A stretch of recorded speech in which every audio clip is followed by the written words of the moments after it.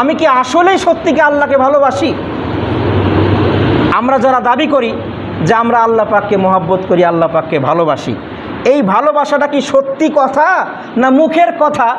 এটা আমরা বুঝবো কিভাবে? এটা বোঝার কিছু কায়দা আছে, কিছু সিস্টেম আছে।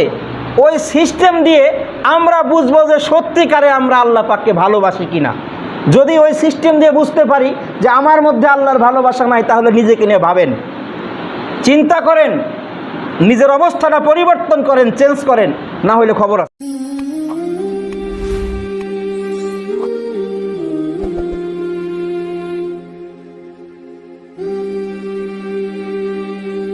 ফাজাইলে আমাল, তারপরে হায়াতুস সাহাবা, যে দুটা কিতাব আমাদের বিভিন্ন মসজিদে তালিম করা হয়।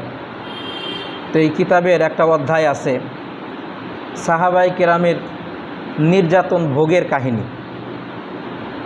কোন সাহাবী ইসলামের জন্য কি পরিমাণ নির্যাতন ভোগ করেছেন, কি পরিমাণ কষ্ট স্বীকার করেছেন, এটা আমরা ওই অধ্যায়গুলো পড়লে জানতে পারি। ফাজাইলে আমালের মধ্যে একটা অংশ আছে হেকায়েতে সাহাবা, সাহাবায়ে কেরামের ঘটনা। তো ওই হেকায়েতে সাহাবার মধ্যে সাহাবায়ে কেরামের নির্যাতন সহ্য করার ঘটনাবলী, এই শিরোনাম দিয়ে অনেক সাহাবীদের বিভিন্ন নির্যাতন সহ্য করার ঘটনা সংক্ষিপ্তভাবে বর্ণনা করা হয়েছে। এছাড়াও হযরত জি ইউসুফ সাহেব কান্দলবী রহমাতুল্লাহ আলাইহির সংকলিত হায়াতুস সাহাবা, সাহাবায়ে কেরামের জীবনী, তো ওর মধ্যেও লম্বা আলোচনা আসছে যে কোন কোন সাহাবী ইসলামের জন্য কি পরিমাণ কষ্ট স্বীকার করেছেন। যখন এই ঘটনাগুলো আমরা পড়ি, বা আমি নিজে যখন পড়েছি, পড়ার সময়, শোনার সময় আমার খুবই আশ্চর্য লাগত। মানে আমি অবাক হয়ে যেতাম যে কিভাবে এটা সম্ভব। এই যে এখন প্রচণ্ড রোদ, এই রোদ্রের সময় খালি পায়ে তো দূরের কথা, জুতা পায়ে, স্যান্ডেল পায়ে দিয়ে যদি রোদ্রের মধ্যে কিছুক্ষণ হাঁটা যায়, তাহলে রোদ্রের তাপ যদি আমাদের পায়ে লাগে, পা অসহ্য হয়ে যায়, কষ্ট লাগে। যে এই রোদ আমরা স্যান্ডেল পায়ে শুধুমাত্র একটু তাপ আমাদের পায়ের মধ্যে খোলা জায়গায় লাগছে, আমাদের জন্য সহ্য করা কঠিন। কিন্তু হযরতে বেলাল রাদিয়াল্লাহু আনহুর কথা একবার কল্পনা করেন। প্রচণ্ড রোদ, এই রোদ্রের সময় পুরো তপ্ত বালুকাময় জমিন, তপ্ত পাথর, সেই পাথরের উপরে শোয়ায়া রেখা বুকের উপরে আরেকটা অনেক বড় পাথর চাপা দেওয়া রাখছে। এছাড়া শারীরিকভাবে অন্যান্য যে শাস্তি দেওয়া সব তো দিছেই, এটাও একটা মারাত্মক শাস্তি ছিল যে উনাকে একেবারে তপ্ত বালুর মধ্যে শোয়াইয়া বুকের উপরে একটা বড় পাথর দিয়ে দিছে। একটাই দাবি ছিল কাফেরদের যে তুমি ঈমান ছেড়ে দাও, ঈমান ছেড়ে দিলে তোমাকে আমি ছেড়ে দেব। হযরতে বিলাল এটা মানেন নাই, অসম্ভব, আমি মরে যেতে পারি, আল্লাহ যদি আমাকে 1000 বারও জান দেয়, আমি 1000 বার মারা যাব, তারপরও আমি ঈমান ছাড়ব না। আশ্চর্য লাগে, এত কষ্ট কীভাবে সহ্য করলেন। এরপরে হযরতে খাব্বাব, হযরতে খুবাইব রাদিয়াল্লাহু আনহুকে তো ফাঁসি দিয়ে শহীদ করে দেওয়া হয়েছে। হযরতে খাব্বাব রাদিয়াল্লাহু আনহুর ঘটনা আসছে কিতাবে। হযরত উমর ফারুক রাদিয়াল্লাহু আনহু তাকে একবার দেখতে চাইলেন যে খাব্বাব, আপনি কি পরিমাণ কষ্ট ওই সময় স্বীকার করেছেন, একটু আমাকে দেখান। তো হযরত খাব্বাব রাদিয়াল্লাহু আনহু নিজের কোমরের কাছ থেকে কাপড় সরায় দেখাইলেন। দেখার পরে হযরত ওমর বলতেছে, লা হাওলা ওয়ালা কুওয়াতা বিল্লাহ, এত খারাপ মাজা, এত খারাপ কোমর আর কাউকে দেখতে পাই নাই, মাজার সাথে কয়টা হাড় ছাড়া কিছু নাই। কি হয়েছে? হযরত খাব্বাব রাদিয়াল্লাহু আনহুর বক্তব্য হলো যে জ্বলন্ত কয়লা, প্রচণ্ড গরম কয়লা, আগুনের অঙ্গারের মতো জ্বলতেছে, এরকম কয়লার মধ্যে হযরত খাব্বাবকে শোয়ায়া রাখত। খাব্বাবকে শোয়ানোর পরে ওনার কোমর থেকে, ওনার মাজা থেকে চর্বিগুলো গলে গলে, গোশতগুলো গলে গলে পয়রা এরপরে আগুন নিভা যেত। বলতেছি তো খুব সহজে, কিন্তু বাস্তবতা কত কঠিন একটু আগুনের কাছে যাইয়া দেখেন। হাতে একটু তাপ লাগলে কেমন লাগে, একটু তাপ লাগলে, আর উনি ওই কয়লার মধ্যে শুয়ে থাকছেন, ওনার চর্বিগুলো গলে গলে কয়লা নিভে যেত। কি পরিমাণ কষ্ট স্বীকার করছেন। তো ওনার কাছে কাফেরদের দাবি ছিল তুমি ঈমান ছেড়ে দাও, ঈমান ছেড়ে দিলে তোমাকে কোনো কষ্ট দেওয়া হবে না। হযরতে খাব্বাবের ওই একই জবাব, আমি 1000 বার মরে গেলেও আমি ঈমান ছাড়ব না, ঈমান ছাড়ব না। হযরতে ইয়াসির রাদিয়াল্লাহু আনহু, হযরতে সুমাইয়া রাদিয়াল্লাহু আনহা, ওনারা কি পরিমাণ কষ্ট করছেন। আব্দুল্লাহ যুলবিজাদাইন রাদিয়াল্লাহু আনহু ঘটনা আপনারা অনেকবার শুনেছেন, আমি বলেছিলাম। ইসলাম গ্রহণ করছে, ঈমান গ্রহণ করছে। তার বাবা মা, বড় একটা ছেলে, বয়স্ক ছেলে, 20 বছরের মতো বয়স, এরকম একটা যুবক ছেলে ঘরের থেকে বের হয়ে যাচ্ছে। বাবা ঘর থেকে বের করে দিছে, বের হয়ে যাও। তো উনি যখন বের হইতেছে তখন বাবা আর চাচারা বলছে যে যেই কাপড় পরছো কাপড়টা আমাদের দেওয়া, এই কাপড় পরে বের হইতে পারবে না, কাপড় খুলে রেখে দাও। তো উনি নিজের গায়ের সম্পূর্ণ কাপড় খুলে একেবারে উলঙ্গ হয়ে বাড়ি থেকে বের হয়ে গেছে। দেখেন এই বিষয়টা কল্পনা করা যায়, একজন 20 বছরের যুবক সে উলঙ্গ হয়ে ঘর থেকে বের হচ্ছে।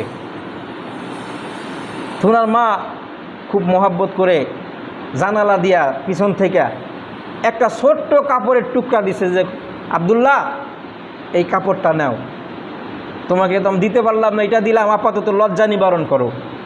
তো হযরত আব্দুল্লাহ রাদিয়াল্লাহু আনহু ওই একটা কাপড় ফাটাইয়া মাঝখান দিয়া কোনো মতে লজ্জা নিবারণ করছে, গায়ে দিছে। সেই জন্য ওনার নাম হয়ে গেছে যুলবিজাদাইন, 2 চাদরওয়ালা।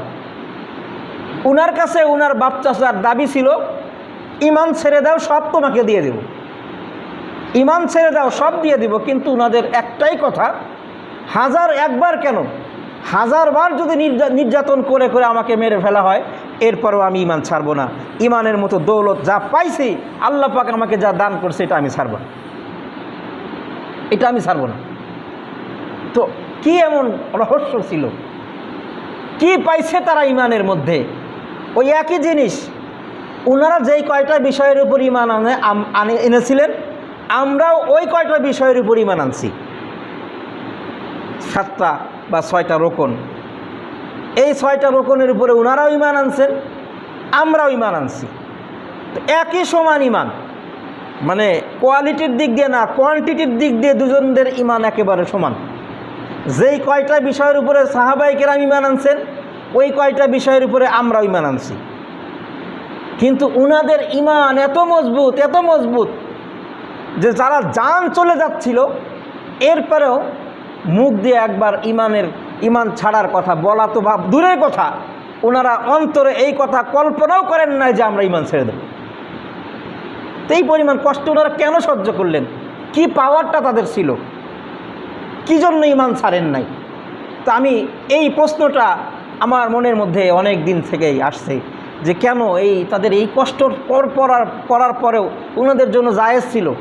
কোরআন শরীফের আয়াতেও আসছে যে যদি কোনো ব্যক্তিকে বাধ্য করা হয় তাহলে যদি তার মুখ দিয়ে কুফরের কালিমা উচ্চারণ করা জায়েজ আছে, তবে শর্ত হলো ওয়াকলবুহু মুতমাইন্নুম বিল ঈমান, অন্তরের মধ্যে ঈমান থাকতে হবে। কিন্তু মুখে কুফরি উচ্চারণ করা জায়েজ আছে, জায়েজ ছিল, এরপরে ওনারা কুফরি উচ্চারণ করেন নাই। এত কষ্ট কেন সহ্য করলেন? এটা রহস্যটা কি? তো আমি অনেক দিন থেকে এটা নিয়ে চিন্তা করি, ভাবলাম যে আসলে রহস্যটা কি হতে পারে। পরে হাদিসের কিতাবে এই রহস্যের জব, মানে এই হেকমতটা পেয়ে গেছি, কেন তারা ঈমান ছাড়ে নাই। কারণ ঈমানটা ওনাদের কাছে ছিল মধু, ঈমানটা তাদের কাছে ছিল সবচেয়ে মজাদার বিষয়, সবচেয়ে স্বাদের বিষয়। এত মজা, এত স্বাদ, যদি কোনো মজাদার বিষয়, স্বাদের বিষয়, যেই জিনিসটাকে আমি সবচেয়ে বেশি পছন্দ করি, এই মিষ্টি জিনিস আসলে অধিকাংশ মানুষেরই পছন্দ। তারপরে যদি বুড়া হয়, ডায়াবেটিসের ভাব লক্ষ্য করা যায়, মিষ্টি আরও বেশি পছন্দ হয়, মিষ্টি আরও বেশি পছন্দ হয়। কারণ যখন বয়স হয়ে যায়, ডায়াবেটিসের ভাব লক্ষ্য করা যায়, তখন তার মধ্যে মিষ্টির মহব্বত আর বেড়ে যায়। মিষ্টি ছাড়া ভালো লাগে না।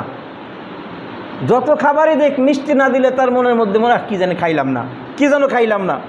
মিষ্টি একটা দিছেন, সব কিছু ছেড়ে দেয়, বলেন যে মিষ্টি খাইন না, ওটা বাদ দেন, না না এই একবার খাবো, শুধু একবার খাবো, মিষ্টি ছাড়ে না। বাচ্চাদের ওই ললিপপের মতো, যত ভদ্র বাচ্চাই হোক, একটা ললিপপ কিনা দিয়ে ওর হাত থেকে ছুটে নিতে পারবেন? যে পর্যন্ত না খাবে আপনার দিবে না, চাটবে তারপরে দিবে। কারণ বাচ্চাদের কাছে ললিপপ খুব মজাদার একটা বিষয়, খুব আনন্দের বিষয়, স্বাদের বিষয়, যার কারণে বাচ্চা ললিপপ ছাড়ে না। মিষ্টি স্বাদের বিষয়, সুস্বাদু একটা জিনিস, এই জিনিসটা যারা মিষ্টি পছন্দ করে এরা কোনোদিনও ছাড়বে না। তো সাহাবায়ে কেরাম যারা এত পরিমাণ নির্যাতন সহ্য করেছেন, এত কষ্ট করেছেন, এই কষ্ট করার পিছনে ওনাদের সবচেয়ে বড় কারণ ছিল ওনাদের জন্য ইমানটা ছিল এক একটা মধু, মিষ্টি, স্বাদের জিনিস, সুস্বাদু জিনিস, যার কারণে ইমান সব ছাড়বো কিন্তু ইমান ছাড়বো না, সব ছাড়বো ইমান ছাড়বো না। ওনাদের কাছে ইমানটাকে মনে হয়েছে একটা মিষ্টি জিনিস, সুস্বাদু জিনিস। তা আমাদের কাছে আমাদের ইমান মিষ্টি হয় না, আমাদের কাছে আমাদের ইমান সুস্বাদু মনে হয় না, আমরা ইমানের স্বাদ পাই না, ইমানের মজা আমাদের শরীরে অনুভব করি না। কেন করি না? কারণটা কি? আর কিভাবে আমাদের ভিতরে এই ইমানের মজাটা আনতে পারি, কিভাবে এই স্বাদটা আমরা লাভ করতে পারি? সাহাবায়ে কেরামও যেরকম ইমান ছাড়বো না, সব ছাড়বো, ইমান ছাড়বো না, এটা যখন তাদের হয়েছে, এই জিনিসটা তাদের কিভাবে হইল, এই গুণটা কি আসলে, ওইটা যদি আমরা অর্জন করতে পারি তাহলে আমরাও ওনাদের মতো এইভাবে এত মজা, ইমান আমাদের কাছে এত স্বাদের হবে, ইমান আমাদের কাছে এত মজাদার হবে। তো সেই রহস্যটা আজকে ইনশাল্লাহ আপনাদের খেদমতে আরজ করতে চাই। জিনিসটা কি, যে কোন একটা গুণ, যেই গুণটা অর্জন করলে আপনার কাছেও আমার কাছেও মনে হবে ইমান স্বাদের। দুনিয়ার সব কিছু দিলেও আমি ইমান ছাড়বো না, ইমানই আমার মেইন। সেই গুণটা কি? সহিহ বুখারী, সহিহ মুসলিমের এক হাদিসের মধ্যে আসছে, আল্লাহ রাসূল সাল্লাল্লাহু আলাইহি ওয়াসাল্লাম ইরশাদ করেন, সালাসুন মান কুন্না ফিহি ওয়াজাদা বিহিন্না হালাওয়াতাল ঈমান। তিনটা জিনিস যেই ব্যক্তির মধ্যে থাকবে সেই ইমানের স্বাদ পাবে, ইমান তার কাছে মধুর মতো মনে হবে, ইমান তার কাছে সুস্বাদু মনে হবে, সব ছাড়বে, ইমান ছাড়বে না।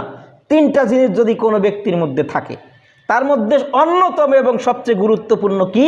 গুরুত্বপূর্ণ হচ্ছে মান কানাল্লাহু ওয়া রাসূলুহু আহাব্বু ইলাইহি মিম্মা সিওয়াহুমা। যেই ব্যক্তির কাছে আল্লাহ এবং আল্লাহর রসুল দুনিয়ার সব কিছুর চেয়ে প্রিয়, মুহাব্বতের, আল্লাহর মুহাব্বত তার কাছে সব কিছুর চেয়ে দামি, রাসূলের মুহাব্বত তার কাছে সব কিছুর চেয়ে দামি, এইটা যেই ব্যক্তির মধ্যে মনের মধ্যে আছে, সে আল্লাহকে সব কিছুর চেয়ে বেশি ভালোবাসে, রাসূলকে সব কিছুর চেয়ে বেশি ভালোবাসে। যদি কারো মধ্যে এই গুণটা থাকে তাহলে সে ইমানের স্বাদ পাবে। সাহাবায়ে কেরাম এটা পাইছেন, কারণ তাদের কাছে আল্লাহ এবং আল্লাহ রাসূলের মুহাব্বত ছিল সবচেয়ে বেশি, যার কারণে সাহাবায়ে কেরামের কাছে ইমানটাকে মনে হয়েছে সবচেয়ে মজাদার, সবচেয়ে সুস্বাদু। দুনিয়ার সব ছাড়বো, ইমান ছাড়বো না, কারণ তাদের মধ্যে আল্লাহর মুহাব্বত ছিল, আল্লাহর ভালোবাসা ছিল, আল্লাহর ইশক ছিল। এই ইশক মুহাব্বত খুবই দামি একটা জিনিস, খুবই দামি একটা জিনিস। শয়তান, এই যে ইবলিসের মতো বড় আলেম খুব কম, মুআল্লামুল মালাইকা, ফেরেশতারা সরাসরি তাকে শিখাইছে। মুআল্লামুল মালাইকা, ফেরেশতাদের ফেরেশতাদের ছাত্র সে। এরপরে আবার ইবাদত, কত হাজার বছর যে ইবাদত করছে আল্লাহ জানে। শয়তানের মধ্যে সব আইন ছিল, একটা আইন ছিল না। শয়তান আল্লাহর আবেদ ছিল, অনেক বড় আবেদ, অনেক ইবাদত করছে। শয়তান আল্লাহর আলেম ছিল, আলেম, আল্লাহ পাক সম্পর্কে সব কিছু সে জানত। এরপরে শয়তান আরেফ ছিল, আল্লাহ পাককে চিনত। তিনটা আইন তার মধ্যে ছিল, আলেম, আবেদ, আরেফ। এই তিনটা আইন শয়তানের মধ্যে ছিল। শয়তান ইবাদত গুজার ছিল, শয়তান আলেম ছিল, শয়তান আরেফ ছিল, কিন্তু শয়তানের মধ্যে আর একটা আইন ছিল না। সেই আইনটা হচ্ছে শয়তান আশেক ছিল না। শয়তান আশেক, আল্লাহর মুহাব্বত তার মধ্যে ছিল না, যার কারণে আল্লাহ পাকের আদেশের সামনে তার যুক্তি আইছে। মুহাব্বত যেখানে আছে, ভালোবাসা যেখানে আসে, সেখানে কোনো যুক্তি চলে না। ভালোবাসার কাছে যুক্তি নাই। যুক্তি ছাড়া কারো পাগল হওয়া এটার নাম ভালোবাসা। আর যুক্তি দেখাইতে গেলে ওটা ভালোবাসা হয় না। ওই যে একটা গল্প আছে, লাইলি মজনুর গল্প, আপনারা আমি আগেও বলেছি, লাইলি মজনুর গল্প, এটা একটা গল্প, উপন্যাস, বাস্তবে কোনো চরিত্র নাই। লাইলি মজনু বলতে কিছু ছিল না, এটা একটা গল্প। তো এই মজনু সে ওই একটা কুকুরে দেখা কুকুরের পায়ে চুমো দিচ্ছে। তো লোকজন, এই বেটা পাগল, তুই আসলেই পাগল, কুকুরের পায়ে মানুষের চুমো দেয়?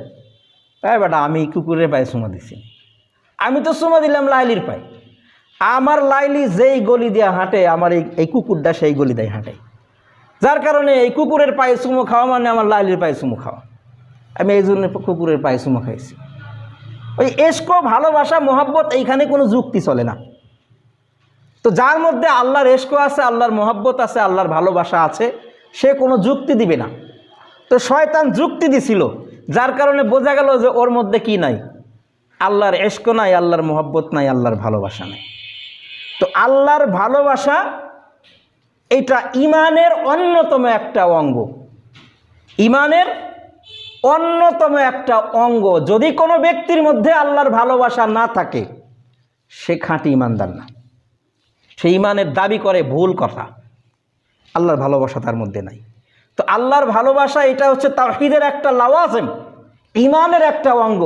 প্রত্যেকটা মুমিন যে আল্লাহকে বিশ্বাস করে বলে দাবি করে, এদের মধ্যে আল্লাহ পাকের ভালোবাসা থাকা অত্যন্ত জরুরি। যদি কোনো মুমিনের মধ্যে আল্লাহর মোহাব্বত না থাকে, আল্লাহর ভালোবাসা না থাকে, তাহলে সে ঈমানদার না। আর আপনি ভালোবাসবেন না কেন আল্লাহকে? আল্লাহকে আপনি ভালোবাসবেন না কেন? উনি তো আপনাকে সবচেয়ে বেশি ভালোবাসে। পৃথিবীতে আপনি আসবেন, আপনি আসার আগে কোন জায়গায় আপনি থাকবেন, আপনার বসবাসের পৃথিবীটাকে আল্লাহ আগের থেকেই ঠিক করে রাখছে, যে আমার বান্দা আমি পৃথিবীতে পাঠাবো, তারা যেন পৃথিবীতে গিয়ে কোনো কষ্ট না পায়, পৃথিবী যেন তাদের জন্য কষ্টকর না হয়। আল্লাহ সেই ব্যবস্থা করে দিছে। এত বেশি বাতাস দেয় নাই তো সব উড়ে যাবে, আবার বাতাসহীনও রাখেন না যে অক্সিজেন ব্যাগর মারা যাবে, এরকম অবস্থা না। আবার পৃথিবীতে পাঠাইলেন, কত গ্রহই তো আছে।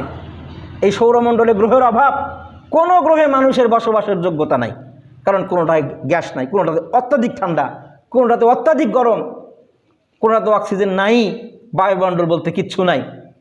তো এই সমস্ত গ্রহের মধ্যে মানুষ থাকতে পারে না। মানুষের জন্য একমাত্র বসবাসের জায়গায় পৃথিবী। এই পৃথিবীটাকে আল্লাহ আমাদের পৃথিবীতে পাঠানোর আগেই আল্লাহ ঠিক করে রাখছেন। তো এত মহব্বত করে আপনাকে পৃথিবীতে পাঠালেন। প্রত্যেকটা মানুষ তার খাদ্যের অভাব আল্লাহ দূর করে দিচ্ছেন।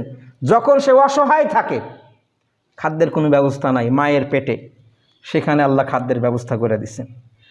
পেট থেকে যখন আসছে দুনিয়াতে এবং মায়ের পেটে তাকে আল্লাহ কতভাবে হেফাজত করছেন, কতভাবে হেফাজত করছেন। যারা চিকিৎসা বিজ্ঞান পড়ছে তারা জানে, মায়ের গর্ভের মধ্যে বাচ্চা যে কত রকমের নিরাপত্তার চাদরে ঢাকা থাকে, এরকম নিরাপত্তা পৃথিবীতে নাই।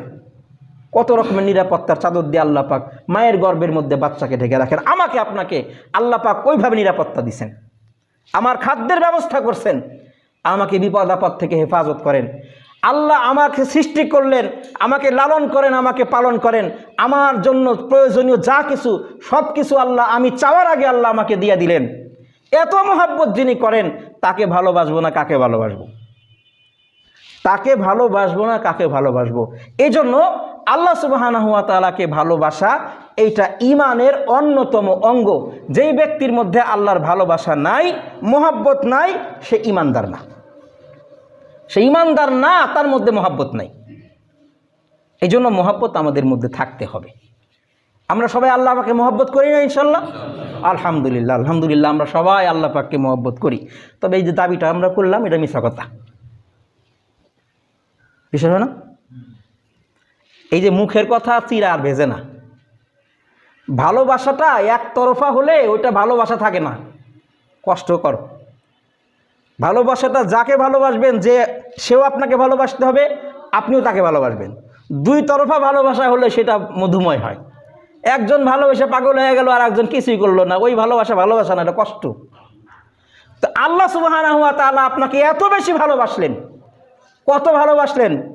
ভালো তো বাসেন। দেখেন হাদিস শরীফে আসছে, সহিহ বুখারী সহিহ মুসলিমের হাদিস, যে আল্লাহ তাআলা আপনারে মেহেরবানি করার জন্য আপনারে দয়া করার জন্য একটা উদাহরণ দিয়ে বুঝাইছেন, ইন্নালিল্লাহি তাআলা মিআতা রহমা, আল্লাহ পাকের 100টা দয়া আছে। তো 100টা দয়ার মধ্যে আনজালা মিনহা রহমাতান ওয়াহিদা, একটা রহমত আল্লাহ নাজিল করছেন বাইনাল জিন্নি ওয়াল ইনসি ওয়াল বাহাইমি ওয়াল হাওয়ামি, এই যত মাখলুক আছে সমস্ত মাখলুকের মধ্যে মাত্র একটা দয়া নাজিল করছে, একটা দয়া নাজিল করছে। ওই একটা দয়ার কারণে প্রত্যেক প্রাণী আর এক প্রাণীকে ভালোবাসে, গরু তার বাছুরকে ভালোবাসে, মানুষ তার বাচ্চাকে ভালোবাসে ওই একটা দয়ার কারণে। আর আল্লাহ তাআলা 99টা রহমত আল্লাহ রেখা দিয়েছেন, কিয়ামতের দিবসে যখন বান্দা বিপদে পড়বে আল্লাহ পাক ওই 99টা রহমত দিয়ে বান্দার উপরে দয়া করবে। তো যিনি আপনাকে সৃষ্টি করলেন, লালন করলেন, পালন করলেন, রিজিক দিলেন, জরুরতের সব কিছু পূরণ করলেন, মাফ করার জন্য আল্লাহ পাক প্রস্তুত রইলেন, এত মহব্বত আল্লাহ করলেন, আর আমি কি করলাম? আমিও আল্লাহ পাককে কী করলাম? মহব্বত করলাম, খুব বেশি মহব্বত করলাম, এই কথার দাবি করলাম। আমি কি আসলেই সত্যিকে আল্লাহকে ভালোবাসি? আমরা যারা দাবি করি যে আমরা আল্লাহ পাককে মহব্বত করি, আল্লাহ পাককে ভালোবাসি, এই ভালোবাসাটা কি সত্যি কথা না মুখের কথা? এটা আমরা বুঝবো কিভাবে? এটা বোঝার কিছু কায়দা আছে, কিছু সিস্টেম আছে। ওই সিস্টেম দিয়ে আমরা বুঝবো যে সত্যিকারে আমরা আল্লাহ পাককে ভালোবাসি কিনা। যদি ওই সিস্টেম দিয়ে বুঝতে পারি যে আমার মধ্যে আল্লাহর ভালোবাসা নাই, তাহলে নিজেকে নিয়ে ভাবেন, চিন্তা করেন, নিজের অবস্থাটা পরিবর্তন করেন, চেঞ্জ করেন, না হলে খবর আছে। আমি কিভাবে বুঝবো যে আল্লাহ পাককে ভালোবাসি? আপনি দুনিয়ার ভালোবাসার সাথে একটু মিলান।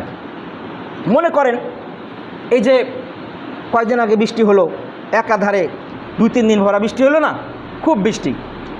তো এই বৃষ্টিতে দেখা গেছে যে কারা আসলে আল্লাহ পাককে ভালোবাসে।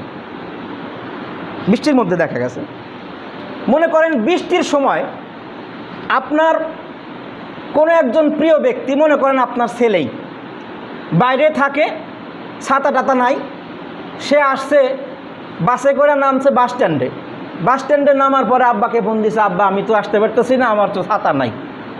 কোনো নিষ্ঠুর বাপ আসেনি, যাবে না, চলে আসো তো, এই কথা কোনো বাপে বলবে না।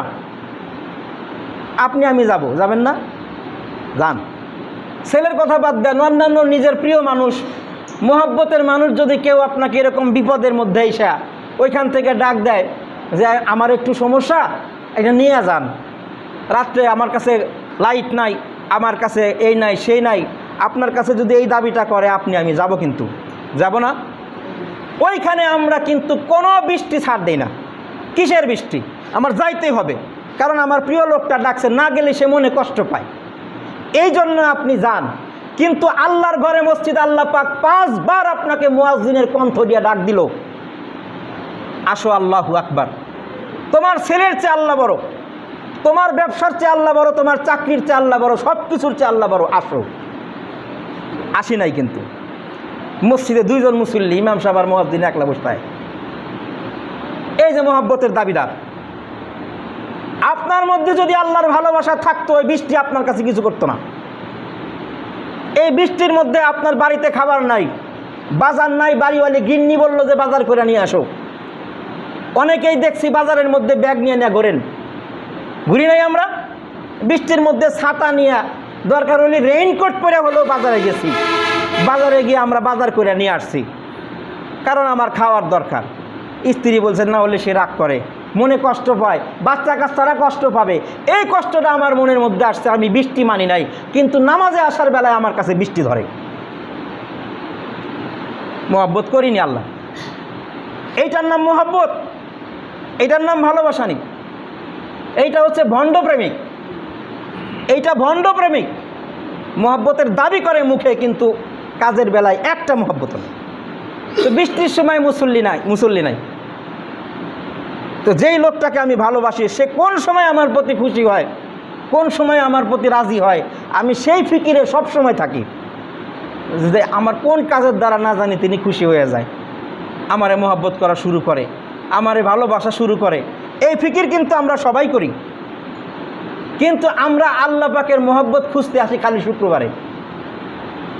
খালি শুক্রবারের নামাজ আল্লাহ ফরজ করছে, আর সারা সপ্তাহে 6 দিনের এই 5, 6, 30 আর 36 ওয়াক্ত নামাজের কোনো খবর নেই। 36 ওয়াক্ত নামাজের মধ্যে আমি মসজিদেও আসি না, নামাজও পড়ি না, খালি শুক্রবারে নামাজ পড়ি। কেন? কারণ এই একমাত্র এই শুক্রবারের দিনই আল্লাহ আমারে মহব্বত করে, আর ওই দিনই আল্লাহ পাককে মহব্বত করা দরকার। আর বাকি দিনগুলোতে আল্লাহ যেহেতু আমাকে ঘৃণা করে, এই জন্য ওই দিনও আমি আল্লাহকে ঘৃণা করি, তার ডাকে সাড়া দেওয়ার টাইম আমার নাই। এই যে বললাম মহব্বত যে করি, দাবি করি না, এর মিথ্যা কথা। এই একটা প্রমাণ দিলাম। আমার কথা সত্য না মিথ্যা? কষ্ট পাইলেননি? এই সত্য বলছি না মিথ্যা বললাম? অবশ্যই সত্য, এবং এইটাই সত্য। ফজরের নামাজে আমি মসজিদে আসতে পারি না, কষ্ট হয়। কিন্তু যদি আপনার ব্যবসার কাজে ঢাকা যাইতে হয়, চাকরির কাজে কোথাও সফরে যাইতে হয়, একটা দিনও এমন হয় নাই যে আপনার কারণে বাস ছাড়তে দেরি হয়েছে, আপনি উঠতে পারেন নাই, এমন হয় না। কত রকমের অ্যালার্ম যে দেয়, কানের এই পাশে একটা ওই পাশে একটা, 3 জনকে বলে রাখে আমারে ডাক দিও। রাত্রের মধ্যে 3-4 বার ঘুম ভেঙে যায়, উঠে যায়, এই সময় হলো নি, এই সময় হলো নাকি, বারবার বলে, কারণ তার কাছে এই কাজটা গুরুত্বপূর্ণ। আর এই যে ফজরের সময় as-salatu খায়রুম মিনান নাওম বলে মুয়াজ্জিন ডাকলো, একদিন আমি উঠতে পারি না, ওজোর দেই কি উঠতে পারি না, তো এই জন্যে নামাজ পড়ি না। তো এই মহব্বত কি আসল মহব্বতের দাবি? এটা ভণ্ড, ভণ্ড। এই মহব্বতের বেল নাই। যাকে আমি মহব্বত করি, আমি ছোটোবেলায় দেখছি, যখন আগে তো মোবাইল ছিল না, স্কুলে যখন পড়তাম, অনেকে গ্রামের বাইরে থাকতো, ওই ঢাকা থাকতো বা বিভিন্ন দূর দূরান্তে বিভিন্ন শহরে চাকরি বাকরি করতো, তো ঢাকার থেকে চিঠি পাঠাইতো, ঢাকার থেকে চিঠি পাঠাইতো। তো চিঠি পড়ার মতো আগের মানুষটারও অত এরকম ইয়া ছিল না, গণশিক্ষা নামে কিছু কিছু অক্ষর জ্ঞান শিখাইছে, এভাবে তো আর চিঠি পড়া যায় না। তো আমি ছোটোবেলার থেকেই ওই বাংলা ভালো পড়তে পারতাম। দেখা যেত যে গ্রামের অনেক দাদারা ওই চিঠি নিয়ে এসে আমার কাছে এসে পড়া দিত, দেই কী লেখছে দেখ, এটা পড়া শোনা। চিঠি উনি পড়তে পারতো না, কিন্তু আমার ছেলে আমার জন্য কোন কথাটা না জানি কইল, একটা কথা যেন ছুঁটা না যায়, এই জন্য পিছনে পিছনে ঘুরতো। বারবার আইসে বাড়িতে এসে শুনি, স্কুল থেকে এসে শুনলাম মা বলতেছে যে অমুকে আসছিল একটা চিঠি নিয়ে, এই তোমার কাছে বলে শুনবে, বলে আমি তো স্কুলে গেছি, স্কুল থেকে আসলে একটু দেখা করতে কইছে। ও বারবার আসতো আমার কাছে যে একটু চিঠিটা পড়ে একটু শোনা। আমার ছেলে না জানি আমারে কি কইল। আর এই যে আমরা এতগুলো মানুষ আল্লাহ পাকের মহব্বতের দাবি করি, যে আমরা আল্লাহ পাককে আমাদের জানের চেয়ে বেশি ভালোবাসি, খুব মহব্বত করি, কয়জন মানুষ আছে আমরা কোরআন সহি শুদ্ধভাবে পড়তে পারি বলেন? এই আল্লাহ আপনার জন্য কোরআনটা নাজিল করছে, আপনার কাছে আল্লাহ চিঠি পাঠাইছে, আপনার কাছে আল্লাহ চিঠি পাঠাইছে, ওই চিঠিটা আপনাকে পড়ার জন্যই আল্লাহ দিছে। কিন্তু আমি আপনি ওই চিঠি পড়ার ক্ষমতা আমার নাই, আর ওর জন্য আমার দিলের মধ্যে কোনোদিনও ফিকির হয় না, আমি বলে আল্লাহ পাককে মহব্বত করি, ভালোবাসি। তো সত্যিকারই যদি আল্লাহ পাককে আপনি ভালোবেসে থাকেন, আপনার দিলের মধ্যে সত্যিকারের যদি আল্লাহ পাকের ভালোবাসা থাকতো, তাহলে অবশ্যই আপনি সবার আগে কোরআন শিখতেন, যে আমার আল্লাহ আমারে কি কয় দেখি, আমার আল্লাহ আমাকে কি বলে একটু শুনি, একটু বুঝি, বোঝার চেষ্টা করি। মুহাব্বত থাকলে এটা হইতো। কিন্তু দেখা যায় যে একটা সমাজের মধ্যে 80% মুসলমান কোরআন শরীফ পড়া জানে না, কোরআন বোঝে না। তো এরা নাকি আল্লাহ পাককে মুহাব্বত করে, আল্লাহ পাককে ভালোবাসে। তো আমি বলতে পারি যে হ্যাঁ মুহাব্বত করি না, হজের সময় কত হজে যাই, আল্লাহ পাক ডাক দেয়, আল্লাহর মুহাব্বতে ছুটে যায় কোথায়? তো লক্ষ লক্ষ টাকা খরচ করে হজে আল্লাহ পাকের ডাকে সাড়া দেওয়ার জন্য যায়, কিন্তু 5 বার যে বাড়ির পাশে মসজিদ থেকে আল্লাহ পাক ডাক দেয়, ওই সময় কিন্তু যাওয়ার সময় হয় না। তার মানে বোঝা যায় যে হজে আসলে কি জন্যে যায়। যদি আল্লাহর মুহাব্বত থাকতোই, তাহলে হজে যেরকম দৌড়ে যায়, তার চেয়ে বেশি দৌড়াইতো মসজিদে, আপনি ওজোর দিবেন, তো ওজোরের কারণে আপনার জায়েজ আছে, হয়তো আপনার ওজোর আছে, ওজোরের কারণে মুফতি সাহেব আপনাকে ফতোয়া দিবে যে আপনার জন্য মসজিদে না আসার অনুমতি আছে, সমস্যা নাই, এই ওজোর আপনি দিতে পারেন। কিন্তু মুহাব্বতের ক্ষেত্রে, ভালোবাসার ক্ষেত্রে কোনো ওজোর চলে না। আপনি ভালোবাসা বলবেন যে আমি আল্লাহকে ভালোবাসি, কিন্তু আপনার মধ্যে নানান ওজোর আপনি দেখাবেন, এইটা ভালোবাসা না। এটা ভালোবাসার নামে মিথ্যা নাটক ছাড়া কিছু না। আজকে যদি আপনি আল্লাহ পাককে সত্যি ভালোবেসে থাকেন, 5 ওয়াক্ত নামাজ আপনার দ্বারা ছুটবে না। লজ্জা হওয়া উচিত, আমাদের লজ্জা হওয়া উচিত। সেদিন একজন বৃদ্ধর কথা, মানে ওনাকে দেখে আমার আশ্চর্য লাগলো। নাটোরে এক বৃদ্ধ, আব্দুর রহমান মোল্লা নামে এক বৃদ্ধ, আপনারা অনেকে দেখেছেন, ভাইরাল হয়ে গেছে ফেসবুকে। এখন তার বয়স হলো 115 বছর। 115 বছর, 90 বছর বয়স থেকে উনি অন্ধ।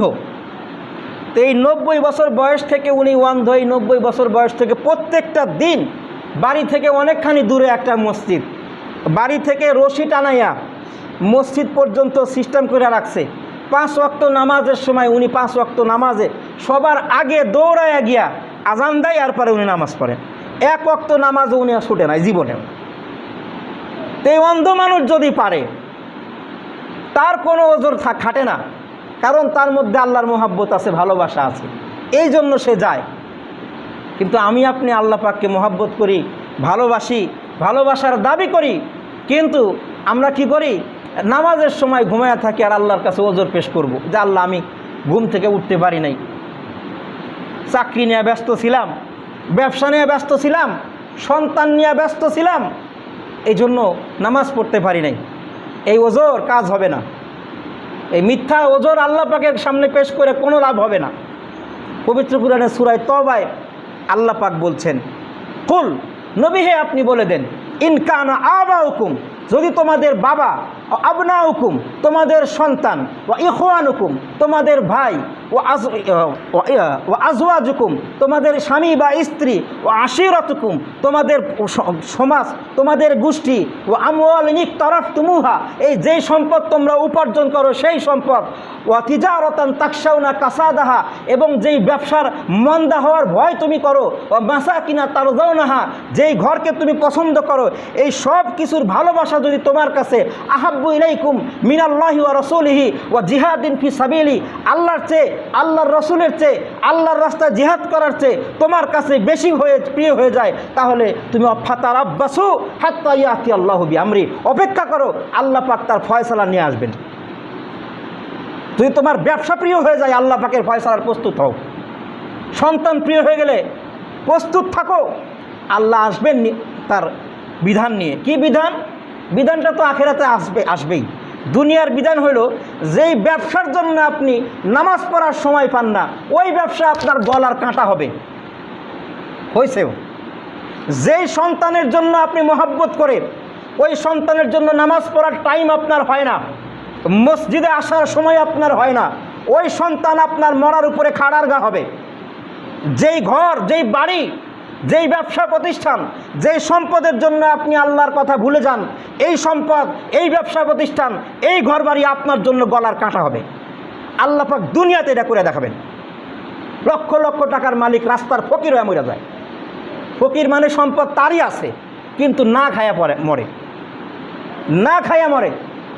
সন্তান তারে কোনো দেয় না, কারণ যেই লোকটা আল্লাহকে ভুলে যায়, আল্লাহ পাক তাকেও নিজে ভুলে দেয়। শেখ সাদি রহমাতুল্লাহ আলাই একটা কথা বলছে যে, যেই ব্যক্তি নামাজ পড়ে না তাকে তুমি টাকা কর্জ দিও না। যে ব্যক্তি নামাজ পড়ে না তাকে তুমি টাকা কর্জ দিও না। কেন? কারণ ওই লোকটা আল্লাহর হক এটাই আদায় করে না, তোমার হক আদায় করবে কেন? তো নামাজ এটা আল্লাহ পাকের হক, আপনার উপরে আল্লাহর করা ফরজ।